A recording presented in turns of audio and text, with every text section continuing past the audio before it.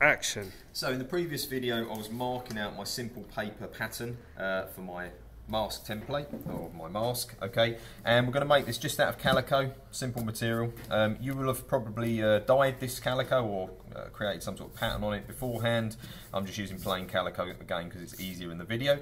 So with the piece of calico that I'm working with here, I'm just going to fold it in half, making sure that my edge, my datum edges are in line, and I'm just going to push down on this seam a little bit with a little bit of pressure, and obviously the pressure and the warmth and the moisture in my hands is going to make quite a tight fold on the bottom. Okay, I'm then going to position my paper pattern just in that bottom corner like this. It doesn't matter if I've got a slightly frayed edge because we're going to be sewing here to create the seam there, and obviously that will create the hem around the outside. Now normally I would use pins to do this, but what with the restrictions we got in class with COVID and stuff like that, we're just going to be using some paper clips just to hold this securely while I'm going to be cutting around the fabric. So I'm just putting a paper clip there at the top and the bottom. Again, if I was pinning this, I'd probably put a series of pins at regular intervals around the outside so that obviously this doesn't happen. This is going to make it more awkward for me to cut, but we're going to try.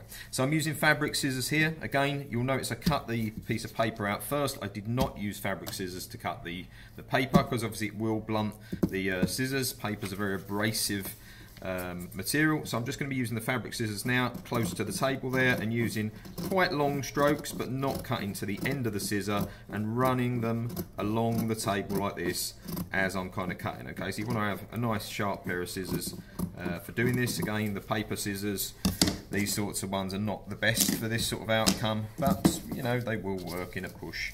Okay, and then again I'm just going across the top. Here I'm being a bit mindful because I've not got this pinned. Ideally I would have a pin there. I suppose you could, if you wish, put another paper clip on something like this if you have one handy. And again I'm just going around the edge there to cut my fabric, trying to stay as close to the edge as possible. Again, this doesn't have to be super neat because obviously we are going to be stitching this area here and we're going to find some of this is folded.